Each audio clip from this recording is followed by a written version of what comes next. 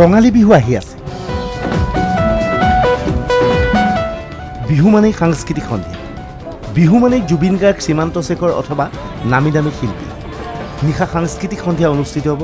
মঞ্চত বিভিন্ন শিল্পীয়ে গীত পৰিৱেশন কৰিব। মাজে মাজে বিহু দলৰ হুঁচৰি উঠিব মঞ্চ। কিন্তু ইয়াৰ লগে লগে আন কিছুমান ঘটনাও সংঘটিত হ'ব।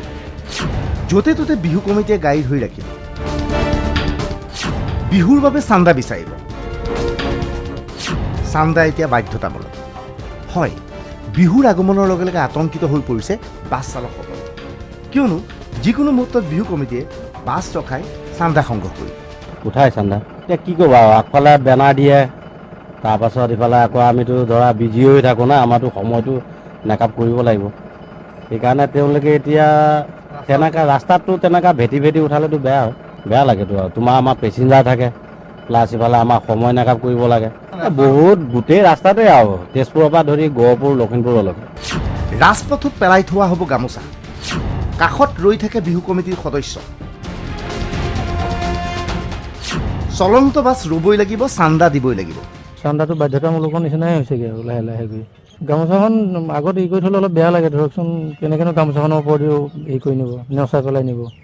এয়া তেজপুৰ চহৰৰ চকবজাৰ অঞ্চল। বিহুৰ সময়ত এই অঞ্চলটোৰ ব্যৱসায়ীসকল যথেষ্ট আতংকিত হৈ পৰে।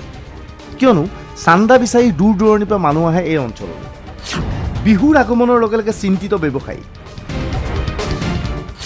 চান্দা বিচাৰি বিহু কমিটি আহিব। দূৰ দূৰণিৰ পৰা আহিব বিহু কমিটি। কোনোবা সঁচা, কোনোবা মিছা। বিহুটো আমি গম পাওঁ চান্দা আহিলে যে বিহু আহি গ'ল আৰু। তেজপুৰতো যিখিনি মানে পুৰণিকলীয়া বিহু সেইখিনিতো বাৰু আছে, কিন্তু তাৰ উপৰিও তেজপুৰৰ পৰা অন্ততঃ 40 কিলোমিটাৰ 50 কিলোমিটাৰ দূৰৰ পৰা ইয়াতে চান্দা বিচাৰি। আনকি এনেকুৱা আছে অভিজ্ঞতা যে চান্দা তুলিব ইয়াত পালেহি, আহি চান্দা নাপাতে বোলো গাড়ী ভাড়া দিব নেকি। পকেটত এখন বহি লৈ ফুৰে, 2জন মানুহ 3জন মানুহ, কাকো নেদেখুৱাই দোকান বহিখন বাঢ়ি কৰে। চাইটো জানো আমি যে এইটো বিহু নহয়, এইটো মানে তেওঁলোকে ঘৰুৱা, তেওঁলোকৰ নিজৰ কাৰণে আৰু। তেজপুৰ আমাৰতো গোটেই এলেকা আছে, বেচৰীয়া, বম পৰ্বতীয়া, তাৰপিছত আমাৰ মিছন চাৰিআলি, এইটোতো সেইটো আহে। কেতিয়াবা ডাঙৰ ফাংচন যদি হয়, ধৰক আপুনি জামুগুৰিও হ'ল বা ৰাঙাপাৰা হ'ল বা ঠেলামাৰাও হ'ল, তো দূৰৰ পৰা যদি সিহঁতে ডাঙৰ প্ৰগ্ৰাম হয়, তো সিহঁতৰ বাজেট যদি বেছি হৈ যায়। বিহুৰ লগে লগে গঢ় লৈ উঠিছে চান্দা সংস্কৃতি। চান্দা সংস্কৃতিক লৈ মুঠেই সন্তুষ্ট নহয় সৰ্বসাধাৰণ। এখন বিহু কমিটিক পইচা দিয়াটো বেলেগ কথা। এতিয়া একোজন ব্যক্তিয়ে 2-3খনকৈ বিহু কমিটিক দিবলগীয়া হয় চান্দা।